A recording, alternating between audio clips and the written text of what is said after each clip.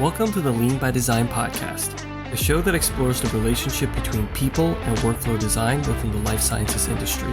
I'm your host, Lawrence Wong, and my co-host is Oscar Gonzalez. Join us as our guests tell inspiring stories that have shaped their careers and deliver tips to help you work smarter and become lean by design. All right, so we're back for another episode of Lean by Design podcast with my co-host Oscar. And today we have a very, very special guest, a dear friend of Oscar, and probably one of the most interesting people I've ever come across. His name is Ryan Dunlap. He is a conflict strategist, a workplace conflict coach, a pastor, a former hostage negotiator, and the founder of Conflictish. Hi, Ryan. How's it going? It's going fantastic, man. Thanks for having me. Welcome. Yeah, appreciate you taking the time today. So I thought we'd kind of kick off the conversation by hearing a little bit about your experience in crisis management and how you see this skill set being applicable not only to what you do, but also different roles in any industry. Yeah, for sure. Man, where to even start? This has kind of been one of those things that I've always done. Right. I started my law enforcement career when I was 19. So after Oscar and I graduated and went different ways, he actually ended up going to college with my sister. And I went to Hampton University and very quickly realized that I wanted to study something other than music. I was a music major at the time. So I had an opportunity to join the local police department and became a police cadet and eventually a police officer and did a lot of cool things. I tell people if there's a television show about it, I probably did it at some point. Got into, crisis intervention, hostage negotiation. I was a special victims detective, burglary detective. I got into forensics for a while, worked some special operations things. So got an opportunity to wear a lot of different hats. The common denominator between all of those roles was that we were always managing people and people's emotions. It didn't really matter what the circumstance was. Bomb threat, massive fire, mass casualty incident, large investigation. At the end of the day, the hardest part was always managing people's response to the trauma, to the crisis incident. Yeah. And, after leaving law enforcement, I went into ministry. And it was really at the prompting of my wife.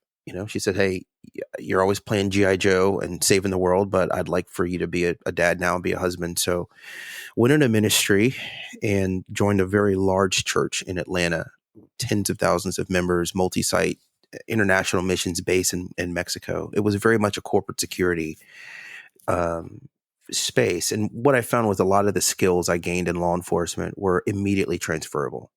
So I found myself in a corporate risk environment, dealing with lawsuits, dealing with existential crises, threats to people's lives, right? We had some of the most prominent Christian speakers who would come into our organization. We had an executive protection detail that was specifically designed to deal with our celebrity guests who would come. And I don't mean pastors. I'm talking, Real Housewives of Atlanta.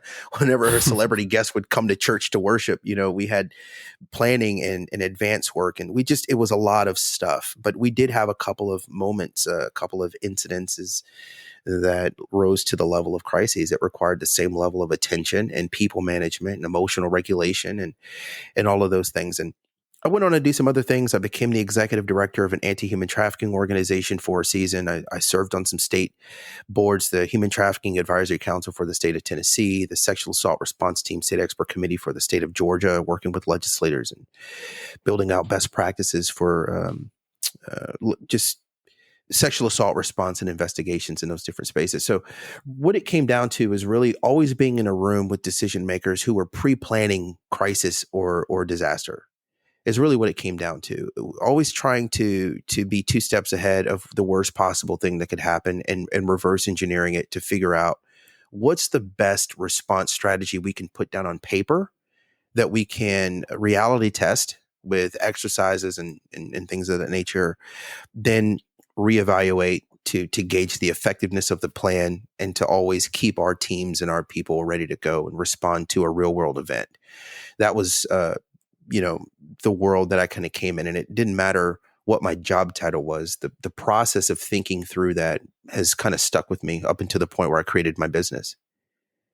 Yeah, it seems like you found a lot of valuable insight in some of your previous work experiences has kind of led into like one thing or another, and it's kind of progressed your career, and now you're a founder of your own company. When you think about some of the experiences that you've had, is there a moment where there may have been some like impossible crisis that you came across, and could you kind of talk about that and how you went about finding a solution to that? Well, I think it's fair first to contextualize it and say none of these situations ever relied on me solely. This was always a team approach. And I don't know if any of them ever felt impossible, but I'll tell you some of them at the forefront always, might have felt insurmountable. Um, where you don't really have a solid plan to fix the problem. Right. You're just kind of going through the motions and hoping for the best. But one thing that comes to mind, and there's so many, but I go back to a moment in law enforcement. It was the anniversary of September 11th. And I don't remember how many years into it we were, but this was like 8, 9 years, into the September 11th thing. And, we would always have these conversations as an agency on 9/11, like, what are we going to do if something happens? How are we covering our bases today? And it just so happened that day, a group of students at a local high school got into a dispute over, I think it was a narcotics transaction on campus that led to a shooting. It very quickly turned into an active shooting at what at the time was the largest high school in the state. So that school district is the largest school district in the state. And then by population, we're talking 3,600 students. I think it was the most populated high school in the state. It was either number one or number two, and both were in the same county. So I remember hearing our colleague key up on the radio and say, radio might have a problem, and it's just kind of like that pit of your stomach drops down. And it's like, you could tell it was something serious. What's going on? Elevated. Oh, no doubt. Yeah. Right. No doubt. Well, and it's weird. It's elevation by de-escalation. It's when you hear the humanity in someone's voice, when it's removed, when you expect someone to say, hey, radio, I'm 10-8, show me 10-7 on the whatever. And you don't hear that. When you hear the very radio, we might have a problem. You're talking about the soon-to-be ex-girlfriend. We need to talk. You might have some of that too. That's a different podcast. But yeah, when you hear the humanity and the emotion removed and things get really real really quickly, that gets everybody amped up a little bit. So to make it a long story short, what transpired after that was a massive undertaking for an active shooter investigation that was a multi-agency response, command post out front, aerial helicopters up top, and it was local news competing with airspace with local law enforcement. I was watching our active search transpire live on my cell phone because it was taking place on live TV. There were parents who came from all over, massive crowds out front. And I can't tell you how strange it was. So we had to do a room by room search in the school trying to find the gunman. We found on CCTV that the gunman had run back into the building and was locked down somewhere in a classroom with students. And so we had all this intel. The school system had great intel. So we were able to keep this on our mobile devices in real time. All of the updates, pictures, CCTV feeds, as we're doing room to room searches looking for a person that met this description. Some of the classrooms we would go into, the doors were barricaded with desks and and tables, and they had jackets and clothes covering the windows, and they were in the deepest back corner away. Like all the things that we trained for, they did to a T. And it took an act of Congress to get through that door. I loved it. And then right next door, the lights were still on. Kids were playing on their cell phone. The teacher was on YouTube, and they were treating it like it was like it was nothing. And to just watch the very different response to an active threat was mind-boggling to me, because everybody treated this real-world incident as if it was a drill. Mm-hmm. And I remember it got to the point where we finally, after 3 hours of doing this active search, myself and another officer located the gunman in a downstairs classroom. It was literally one of the last rooms we checked, and we found this subject and took him into custody. But the hardest part was freeing the scene and getting the kids back to their respective classrooms and with the parents. And we identified so many gaps in planning. We had planned so much on the front end for how we would go in and meticulously search and how we would lock the scene down and protect from mass casualties incidents. But we didn't really plan through the reunification process. What does it look like when the threat is gone and we open the doors back up and we try to get the kids back to their teacher or back to their parents? It was pandemonium. It was chaos. We didn't have a strong mechanism for communicating with parents. So all they had was what was on TV or the text messages from kids. Somebody's in here shooting. What do we do? They're sending pictures and videos. So it was massive. And it was one of the first times that I found myself in a multi-jurisdictional response to a mass incident that was happening on real time on TV. But it gave us so much to go back and look back to. And to be clear, man, this was no passive pre-planning event for us. We had game planned this thing. Over the summer, we took over an entire school. And for 3 months, every officer in that county, not agency. We're talking about a county that has, oh man, I'm going to misquote this. I don't know, somewhere between 14 and 15 municipal agencies, a sheriff's department, a county agency, state officers, federal officers. We created hasty teams that were all multi-jurisdictional and put everybody in the county through these really high level, I'm talking IEDs on the floors, recovery tasks. And even then, I'm talking a couple of weeks later, once the school system started and we're in September, we still miss things. Yeah. We still were like, oh, that didn't work well. So we're constantly planning and iterating and going back to the drawing board is a part of the process. You can plan for 1,000 different incidences and it's the 1,001st that you face. And it's like, oh, all right, we got something to grow from. Absolutely.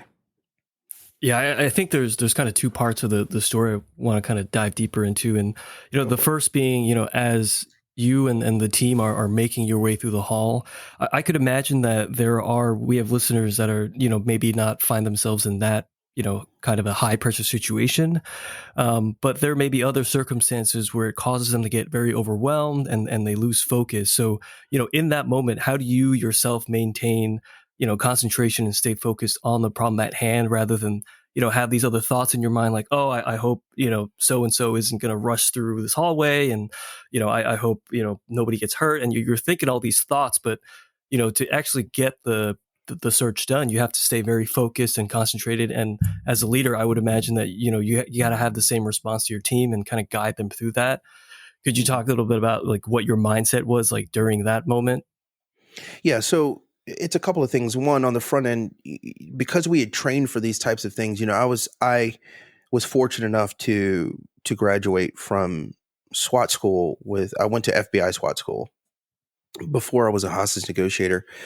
And I did a lot of tactical training. And a part of that, it leads to this stress inoculation where, because you've been exposed to such high levels of stress consistently for a long period of time, you're kind of prepared for it, right? Not totally, but you're more prepared for it. So it's less likely to knock you off your horse. But the other side of it is knowing how to compartmentalize your focus for where you're at right now and really kind of lean into iterative decision making.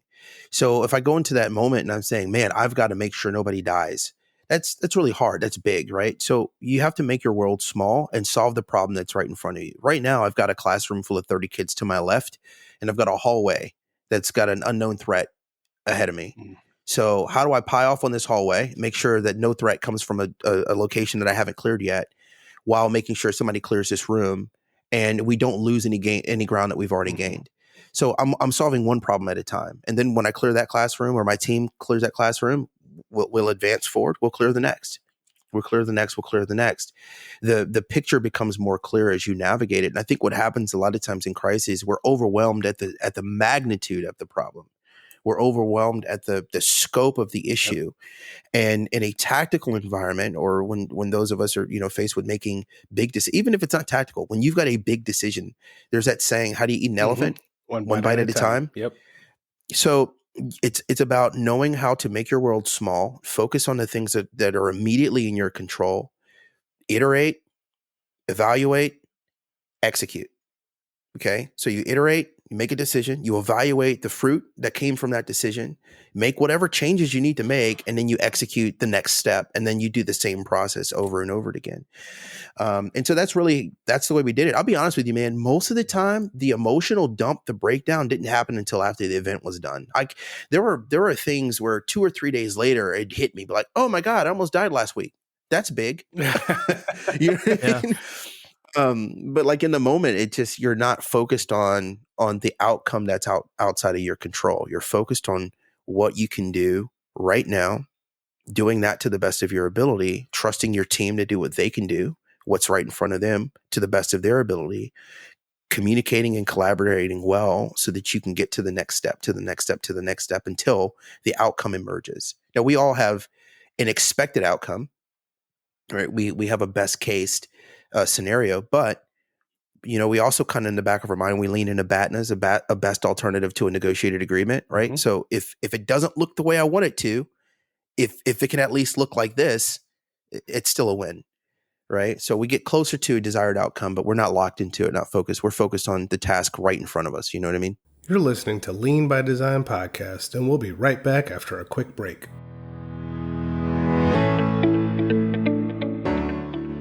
Thank you to our sponsor, Perna Communications, a Boston-based digital communications firm for life sciences, healthcare, and mental health companies. Life science companies have an important story, but it's not always easy with the industry jargon.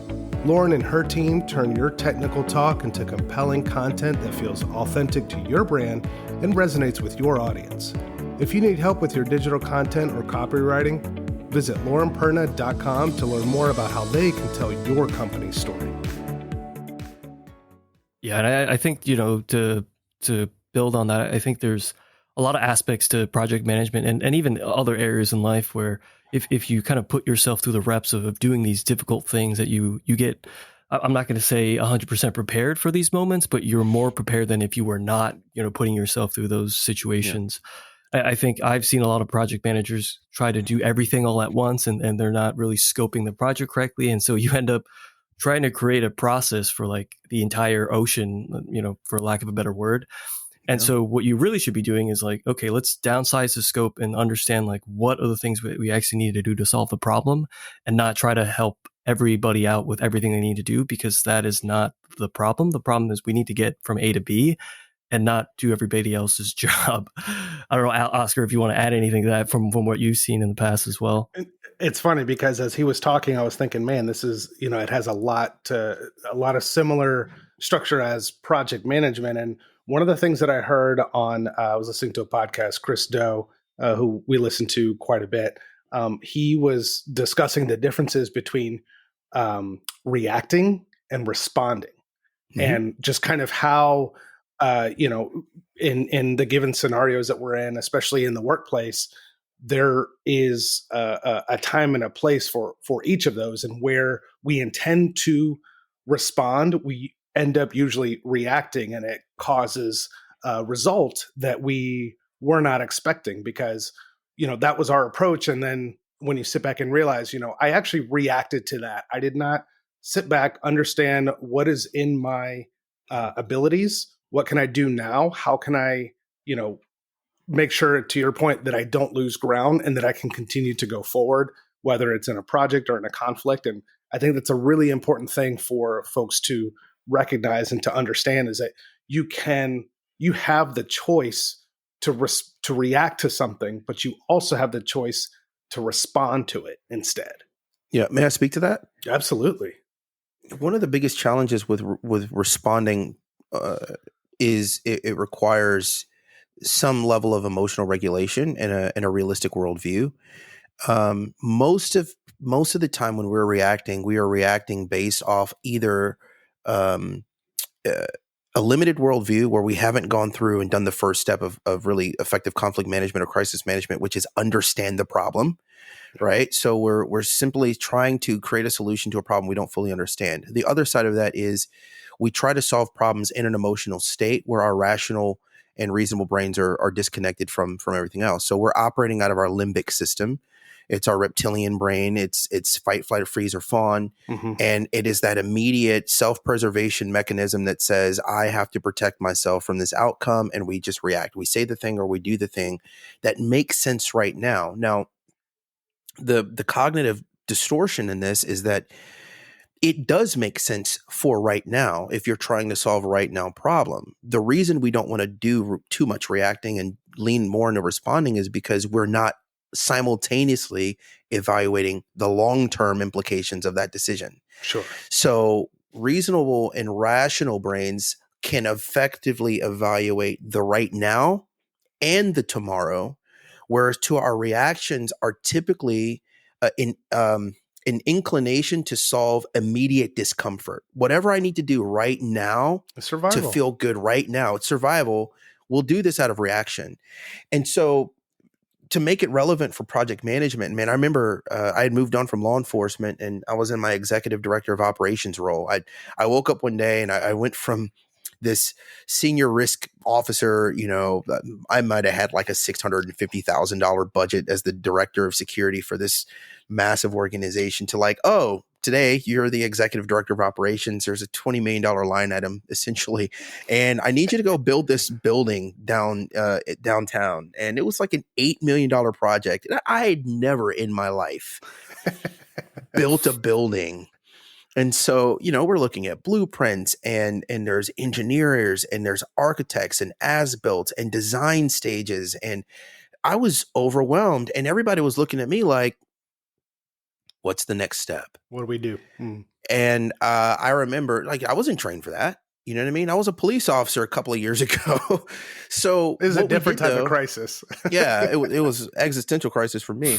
So, but it was very simple, right? I applied the same processes that I would do for any situation. I got very clear on what my expected outcome was. My expected outcome was this $8 or so million building was going to be complete. Mm-hmm. And I had to theme out what are some of the major components of fixing this project or getting it to where it needs to be. And I knew there was architectural design component. There were some engineering things that needed to happen. There's codes and compliance. There's some design elements. So then I identified the teams that cover each of those things. And then I went to each one of those teams and I said, what do you need to do to get to this final state? And we reverse engineered the whole process and got to the point where I was leading essentially sprints and scrums with these teams of getting to the point of saying, okay, so phase one, we've got to do these things for this team to get to this phase, right? This team can't do what they need to do until this team completes at least 50% of their work, right? I can't bring the electricians in until the walls are framed up. So I've got to get my carpenters in and get the walls framed up so the electricians can come in and drop lines and right. It was a massive undertaking. And I'll never forget the day we had to do the first walkthrough. I was expecting people who had been doing this longer than me, who made more money than me, to walk through and have like these 35 stakeholders walk through this shell of a building. And I got there and everybody was looking for somebody else to take charge. And finally the PM that we hired was like, all right, well, Ryan, we're waiting on you. And I was like, oh, okay. All right. Give us the tour. Yeah. So here we go. And I had to make it work. And it did work because that PM mindset of here's the end goal, but I'm going to walk you through the process of how we're going to get there and explain to each team what their role is to get us there. And to give it to them in actionable bite-sized chunks that allow them to iterate in a timely manner to move towards the shared objective at the same time. So yeah, it was great. That's how I eventually moved into more project management related roles. It was the undefined, not title specific, just go out there and do it. Don't break anything. And we'll pay you for your job. It's funny because a lot of times when I'm trying to explain certain principles within project management, the example that I give is a house. Building the foundation, putting up the frame. You can't put in the windows, but you better order those windows with the expectation that you're going to have a lead time. Yeah. all of these types of things. And so what you just presented, I'm thinking, oh my gosh, this is a living example of that example Yeah. there. For sure. I mean, you are a project manager. That's exactly what it is. That you're building that story, but you have to bring people along. And as soon as you give them a giant equation on a giant chalkboard, you're going to lose people. So you have to kind of carry them each individual part so that they always have a clear understanding of where do I need to go from here to here in this amount of time. So No doubt. Absolutely. Yeah, and I think I want to kind of go back to that story that you told about when you were walking through the high school, and the second part of the story that you had mentioned is all the gaps that you had identified, like while you were doing that activity, and the I would say the chaos that ensued after you were trying to return the school back to normal. How did you go about kind of incorporating all that feedback into building a better process? And from what I heard just now about the construction project, it sounds like there's an immense amount of collaboration, communication, empathy that you have to incorporate into that overall process that you need to redesign. But I think the other part of it is people are so used to doing things a certain way that when you try to introduce some sort of change, and now they're like, wait a minute, but that's not how I did it before. And I think for people that are maybe have like one particular step in a process, they may not feel like, oh, why am I changing the way that I have to do something just because so and so down the road isn't doing what they're supposed to do? And like, how do you navigate convincing them that this is for the better of the team and not so much just for improving your specific task? Yeah. So I think we can make this really relevant for what it is that you guys do. First is recognizing where resistance comes from.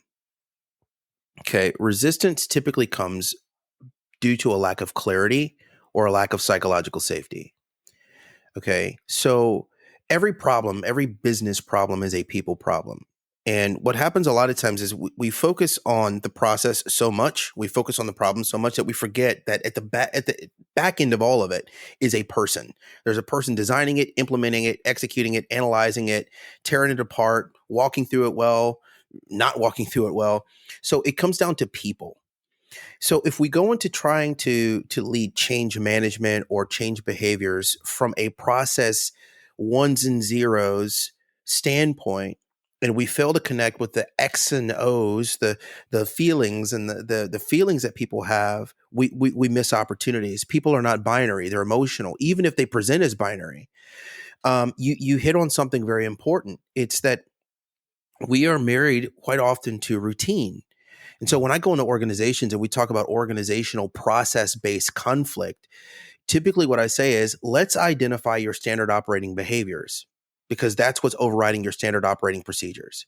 So what are the things that you do that you'll never find in a book? What are the things that feel comfortable, that have become habit? Those are the things we have to identify first, because that's effectively what we're training. What I see most often is that when the process doesn't work according to the policy or design, whatever, we go back to the design, we go back to the plan, we go back to the procedure, and we try to change it again, right? But we're changing something that nobody was adhering to in the first place. So what we did at the high school level was we went to the teachers, we talked to the stakeholders, and we said, hey, why didn't you do the thing that you were trained to do? And we got great feedback. Some said, I didn't realize it was a real threat. Now, I had a lot of questions as to how you could, for 3 hours, be locked in a classroom and not realize it was a real threat. But, I digress. We took the feedback for what it was. And without, getting too micro on it, we gathered a lot of feedback from people to really get clear. Like I said, phase one or step one, get clear on what the problem is. Make sure you understand why it didn't work.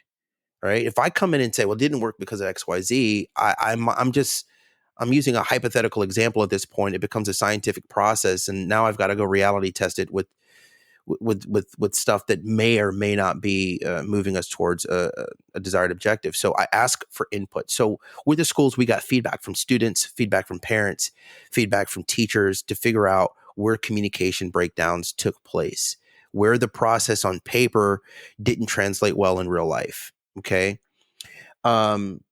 once we recognized that people were familiar with routine, we had to iterate changes to their routine in bite-sized chunks so it didn't challenge their worldview. We couldn't just come and flip the script and say, this is what we're doing moving forward. Part of it was taking ownership, and I think that's what helped create the psychological safety. It said, hey, we set you up for failure. We didn't fully think through what this would feel like in your position, and there were some things we could have communicated more effectively. There's some continuing and ongoing communication that we should have been rolling out to make things feel a little bit more connected. So we looked at those things. We had to look at ourselves internally, disconnected or deconstructed from the stakeholders we were there to protect and serve. As responders, we had to ask ourselves, where did we drop the ball? What are things that we could do more effectively when we're walking into this environment? And we realized that there were some gaps in even what we were training, not necessarily in how we were training, what we were doing, but the communication that we were sharing didn't include a lot of,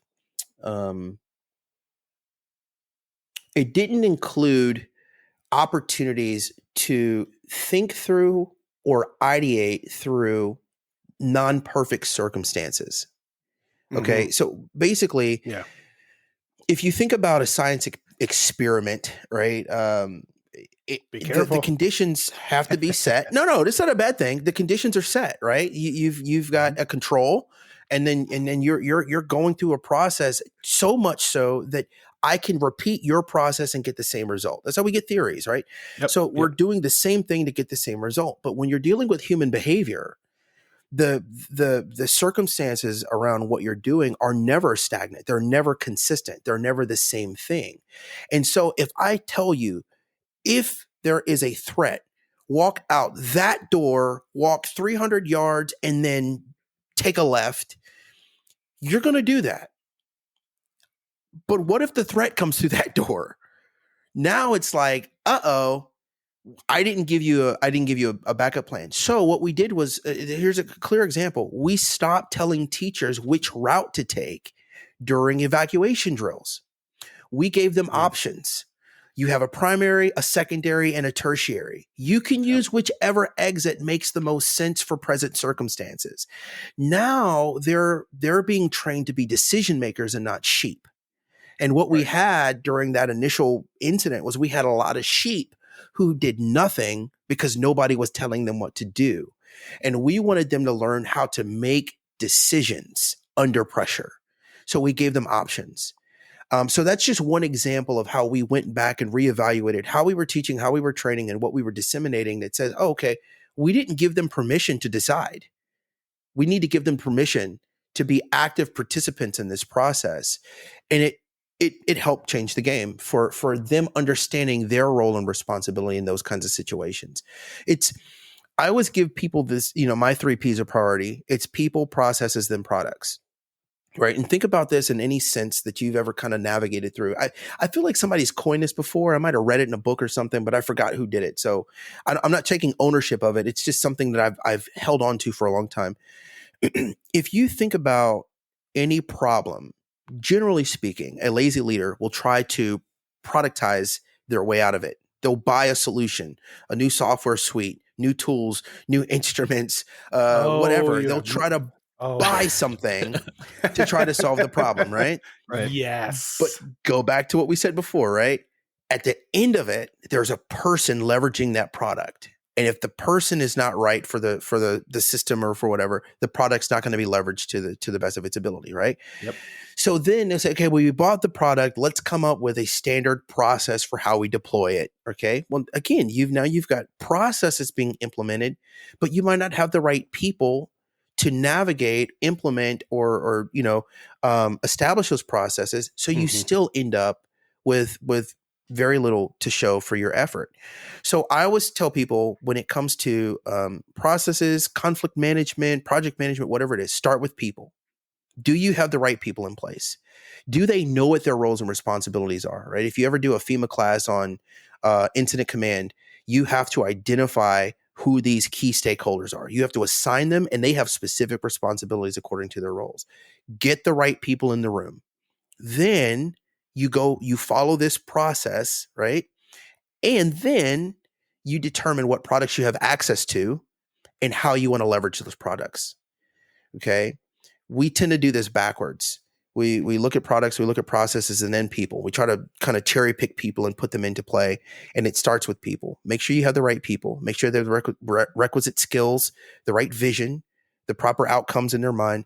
Then help them work together to create the process, and then determine what products you need. Because I'm going to tell you, skilled people with a great process can do more with less products than unskilled people with fantastic processes and the best products. You can do more with good people. We talk about that in the space of the business world, that people are more likely to invest in an A team with a B product than a B team with an A product. B team with an A product. Absolutely. 100%. I love that. Great language. 100%. Yeah, I love the point that you made about the thinking about the standard behaviors that are going on as somebody is doing a certain process. And, I working in a manufacturing environment, when you are servicing a pump, when there's a lot of time, your technicians will behave differently than, hey, we have to get this pump up and running before all of our jug product goes straight down the drain. And that amount of pressure that you have to think about, like, what is the technician dealing with, and how do we best assist that person in doing that work in the most concise manner as possible? I think oftentimes when we see work not being completed on time, it's, hey, the individual didn't do the work as it says in the procedure, and there's something wrong with the person. But nobody ever asks, like, what was going on when that person was actually working on that thing? And if we are, thinking about redesigning a process by incorporating some of those, I would say, barriers where it maybe not influences the person doing the work as much, that the outcome is going to be better. I think that's missed a lot of times. Yeah, no. And to your point, what happens when you drive the process, but fail to evaluate whether or not the process is effective? People start cutting corners, right? If I know that there is no opportunity for me to fail, and I have to get 20 widgets out every single day, but the constraints that I'm under don't allow me to do it well, I'm going to start cutting corners, right? Now I'll get 20 widgets out, and they're going to hit market. And eventually what happens is car manufacturer XYZ ends up recalling 300,000 units because of a defect. Ooh. Because the process forced people into a place where quality control was sacrificed for quantity, right? And this is what happens is we pump stuff out. And I'll tell you, the biggest problem with this is a lot of organizations are building this fail-safe into the design process. So there's a certain level of failure they're willing to accept. They're expecting. I'm expecting to fail. I'm expecting a recall. I'm expecting that we'll get this product out the door at 80% and we'll fix the process. We'll fix it later. And if that's how you want to operate your organization, go for it. But just generally understanding there is a give and take. You can marry yourself to a very rigid process. But if the process is unreasonable compared to the level of quality that you're expecting to get on the back end of it in terms of output, then just know that people will lean into standard operating behaviors and they will cut corners in order to meet a high demand without respect to the quality of the work that they're doing. They will lean in specifically to just quantity over quality. There's this not old saying, I heard it said before. It's like, I'm gonna butcher this. It's like you can get it three ways. You can get it fast. You can get it good. Yeah. Speed, yeah. It's like time and quality. That's it. But you can only get two. You can only get two. Yep. I love that. Absolutely. I mean, you're absolutely right. And when we look at these things that are a lot of times process oriented, which is why, myself and Lawrence, why we started this podcast, why we started the company that we did, really focusing on that process. When you have these issues that arise, people turn on each other. And for whatever it is, one of the things that I wanted to ask you about is that when those moments happen, it's almost like it kind of takes over everything. We end up with this veil that it's just, this person, I did my part and they didn't do their part. And, it's almost like workplace conflict is addicting. And, I hate to say it. Here's my admission here that some of the shows that I watch are workplace in nature and they have conflict all the time. And I can't stop watching these shows. And so I've always wondered, like, what is so addicting about workplace conflict that just kind of creates this constant spiral of, he did, she did, they did, we didn't do, they didn't do, kind of finger pointing that ultimately takes over an organization. Yeah, I mean, addicting. I think it's different for different people, and I think you could really kind of causation correlation figure out which comes first. I think one of the things about conflict is that we're usually carrying some measure of conflict within ourselves. We have intrapersonal conflict that turns to interpersonal conflict, which turns to intergroup conflict, which turns to interorganizational conflict. So there's this evolution of it. It starts within yourself, and then your immediate relationships, and then your team, and then your organization, and eventually your external stakeholders or shareholders. So when you see conflict, especially if you're in an industry where you're constantly having to mask up and you're operating out of your representative state, not your true self, you're not navigating authenticity. When you see a show or you see it in the real world, you're almost attracted to it, not because you like it, but because it's like, wow, a dose of humanity. See, somebody who feels the way I feel, that problem that they're navigating like I am. And so there's this kindred spirit kind of a thing, like, real recognize real, right? So it's like, exactly. you get it, you right? too, You right? understand. Yep. Yeah. And Absolutely. so, there's this old saying that friendship is forged in the fires of adversity. And when you recognize that somebody is feeling the tension that you're feeling, it's like, yeah, come on, man, like this shared lived experience. But yeah, you're right. Organizational process-based conflict not always, frequently turns into interpersonal conflict. And that's when I get called, right? It's when the people failed to call Lawrence and Oscar for a process redesign, it turns into a people conflict, and I get called. In fact, I'm working potentially. I just sent a proposal. I had a nice talk with a very large pharmaceutical company Did you who tell me you know is people? exploring. I know I people. said, you tell me you know people? Oh yeah. So, but the challenge that they're having is that there has been some turnover. There's been some new people in new positions. Process wise, they're not able to hit their outputs the way they want to.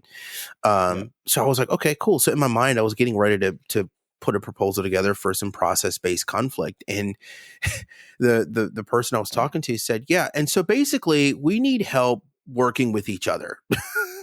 Now we need help having like conflict conversations, navigating these really difficult talks and building bridges, because there are these islands, these silos that exist. So it's very common. It's a very normal process that when you don't enjoy the process you've been through with someone, we tend to label that person as the source of the reason why.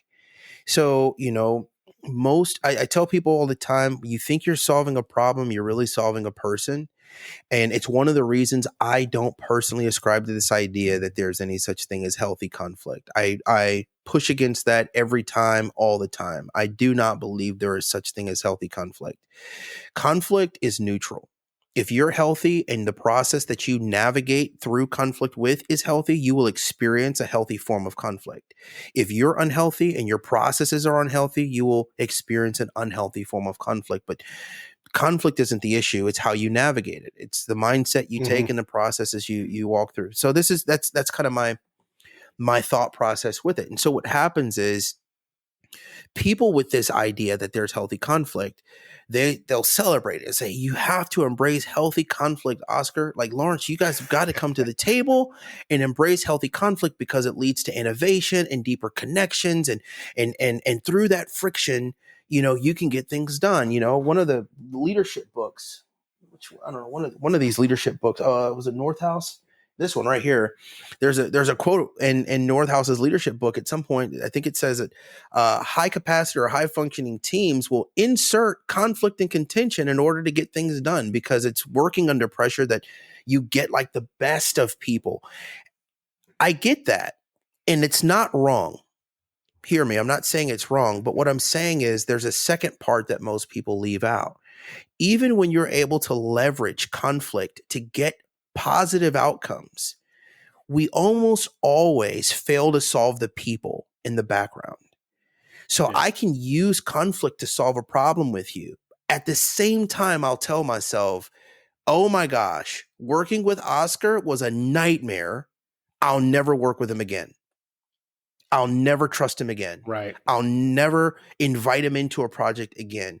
And we start labeling people as quote unquote difficult to work with. And so we start working around people. We start holding on to their ideas. We don't invite people into conversations anymore. And so now when your process requires input from multiple stakeholders who all carry different levels of responsibility in an organization, now you don't have as many people putting in. And so you have an incomplete process that works for this team, but not for that team. It works for this group, but not for that group. And people will start resenting the team across the way because the production team is now clashing with the logistics team because this process works for them, but they haven't considered our needs. And look at those guys. They're arrogant over there. Who cares? At the end of the day, the product comes from us. This is what people really need. And we start telling these stories to people. So we have to go all the way back to the beginning and recognize that process-based conflict leads to interpersonal conflict. It's our biases, our heuristics, it's our filters and our labels that we assign to people because of the experiences we've had with them. That's what we have to challenge.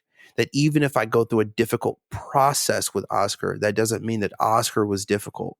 If I go through a difficult season with Lawrence, it doesn't mean that Lawrence was difficult. He was just the person in the passenger seat with me as we were going down this bumpy road. He didn't make the road, right? And when we can do that well, then we can build highly connected teams that can navigate adversity very, very well, right? How do you measure organizational health? By how quickly you can pivot from the worst day ever. How long it takes you to get back on track will help me really understand the degree of organizational or team-based health you have. You're listening to Lean by Design podcast, and we'll be right back after a quick break.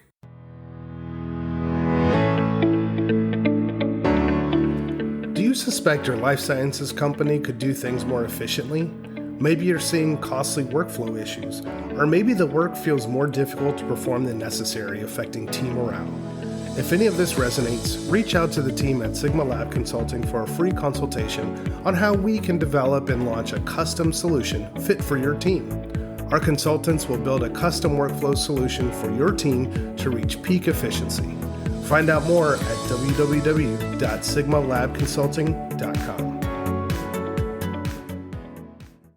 That's fantastic analogy right there, and even a thought process, because I've been a part of those organizations where you have these pressures of timelines and people are so quick to turn on each other because of those timelines. And I understand that the goal of really putting those timelines into, dare I say, impossible measures is that they want to drive innovation that, but when you create these timelines that are just outside of what we typically do, you're trying to, you're assuming that they're going to innovate, and oftentimes they overwork themselves. And it's just like, we're going to be so inundated with work that as a survival mechanism, we're going to go back to what we know how to do instead of trying to innovate our own internal process to deliver something quicker, higher quality, et cetera. So I know we're getting low on time here, but the one question that I wanted to have, that I wanted to ask you, and really it's for the listeners, is, we've discussed a lot of conflict that is pretty large in nature and pretty, from a project perspective, from a intruder to $8 million structure. When we think about day-to-day conflict that occurs that, may be just residual from that bad season with my colleague X, what are the things that people can do on their own to make that first step to address this workplace conflict and hopefully, kind of start to heal with that other individual? What are the things that they can kind of start to do? Yeah, I mean, it starts with self-awareness and some self-introspection, right? Because at the heart of it, a lot of times well, let's just say this: conflict in and of itself, by its nature, is a communication problem. Okay. At its core, conflict is a communication problem. We're constantly encoding and decoding information from other people, spoken or unspoken, verbal or nonverbal, proxemics, kinesics, heuristics, all of these other things. Our brains are trying to interpret and decode what other people are doing or not doing, saying and not saying. So we have to start inside. We have to evaluate what our filters are, what our decoding mechanism is, how we see the world, understand how our understanding of the world around us informs how we feel about people and things. And when you kind of start the self work with the self awareness, it says, well, what are my conflict tolerances, tendencies, and habits? And then you have to make a decision, right? So I ask my clients to consider whether or not they are externally or internally motivated to resolve conflict. Because this is really an important way to start the conflict process. People who are externally motivated by conflict typically need the other person to act first. They need to hear something, see something. They need that apology. And until they get that, they're not good. They'll carry resentment for years. Yeah, they're just not ready for it. People who are internally motivated to conflict can do the self work. They can do the internal healing and say, hey, even if I don't resolve this conflict with the other person, I can be good. Right? I can move on. I can do the things that I need to do. I can forgive. Right? So identify if you're internally or externally motivated, because that's what's going to define what your next few steps are. When I coach for conflict for high level leaders, we go through self-awareness, self-confidence, and self-control. Those are our three phases. Self-awareness is, we use psychometric assessments and, your standard Myers-Briggs, DISC, Enneagrams, and predictive index, whichever, strength finders. We'll use all the assessments to figure out who you are on paper, but we're looking for behaviors and traits. We're not looking for identity. Okay. Mm-hmm. I just want to know how you act and perform under pressure. And then once we kind of know ourselves, we're honest with ourselves, practically speaking, we have to make a decision. What do I want to do about this? Do I need peace? Do I want to make peace? Am I comfortable with this tension? Do I want to hide from this problem, or do I want to heal it? And if you decide to heal it, you have to figure out how you want to best approach the other person. And you have to focus. Here's the number one thing I'll say. Focus on outputs, not outcomes. You've got to focus on what you can do, and you cannot do anything to dictate how the other person receives your olive branch. Yes. And this becomes the problem in conflict, is other people want to dictate how other people receive their extension of good faith. So I'll leave you with this. C4, plastique. It's an explosive. I have 4 C's, or C4, that I suggest people follow when it comes to navigating conflict. Character, composure, control, and compassion. If you can do these 4 things, as you're moving forward towards conflict resolution, you typically can have general success, even if it's just within yourself. So character. Never do or say anything to cause your character to come into question. As you're navigating conflict with the other person, whether it's in person, online, text message, whatever, don't do or say anything to cause your character to come into question. Once you lose reputation and standing, it's very, very difficult to build back up. Yes. 2 is composure. Maintain composure at all times. Recognize that other people are going to adjust according to who you are. We can get super technical with this. We know that there are mirror neurons that fire in a person's brain where they will behave like the person in front of them. So if you want someone to be cool, calm, and collected, you need to go into the conversation cool, calm, and collected. You can't expect someone to demonstrate something that you're not willing to first show. Mm-hmm. So that's composure. Control. Focus only on the things that you can control, your outputs, and leave the rest to the other person, outcomes. You can't dictate how they receive you. And the last one is compassion. Do all things out of love, considering kindness for the other person. If you're operating out of resentment, or if you want the other person to be harmed, or if you've got a strong justice mindset, that's okay. But a lot of times justice mindsets turn very quickly to punitive mindsets, and we want to punish the other person for the things that they've done or failed to do for us. Yes. That's not justice. So justice is fine. You want people to take responsibility, to be held accountable for the things that I don't have a problem with all of that, but don't let your peace be contingent on that. Don't let your peace be contingent on whether or not the other person gets what they deserve. That coworker who mistreated you, that person who threw you under the bus. Don't let it be contingent on that, because you might not ever get it. And you'll be the one paying the consequence of walking with this contentious spirit inside of yourself, letting this person live rent free in your mind for years and years and years. And I say, Oscar, tell me about that last job you had. It's like, oh, 6 years ago. Let me tell you about my boss, man. It's like, dude, really? You haven't got over that yet, man? So a time for another podcast. And I went through that myself, so I hope that we have the opportunity to bring you back on and perhaps even go through some of those things and really talk about things that really occur, especially in the industries that we're in. Even in the biotech industry, I mean, it's in some places it's a dog eat dog place out there that, people a lot of ego running to a lot. I faced my share of that. And I think that it's, because I eventually found peace, it has allowed me to grow in a place that I never saw myself being where I am today. Mm-hmm.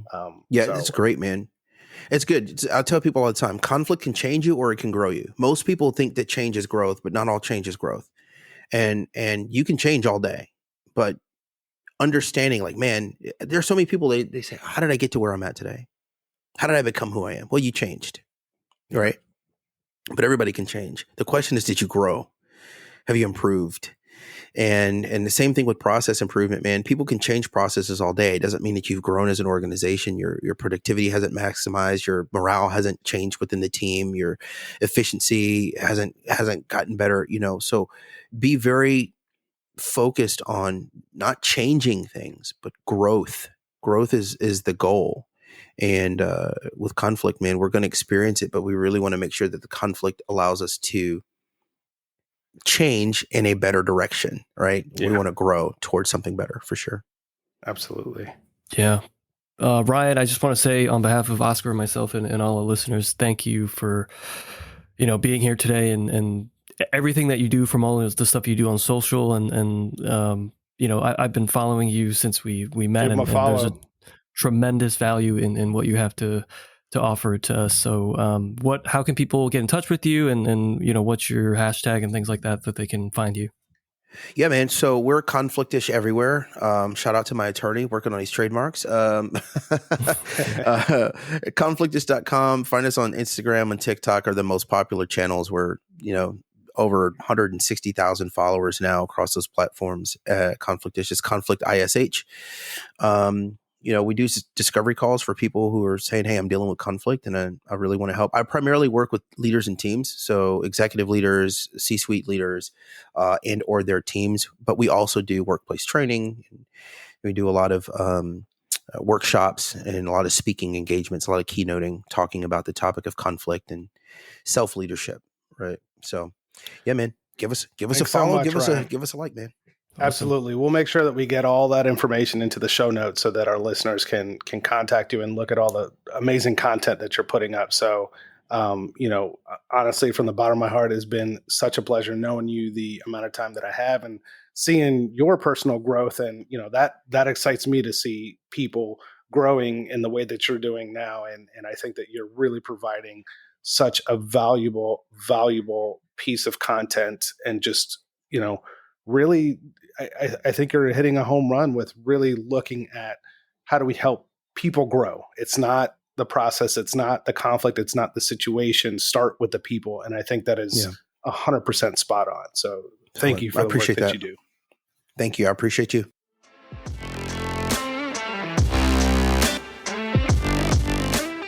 You've been listening to Lean by Design podcast, music by Alex Grohl and play sound of Pixabay.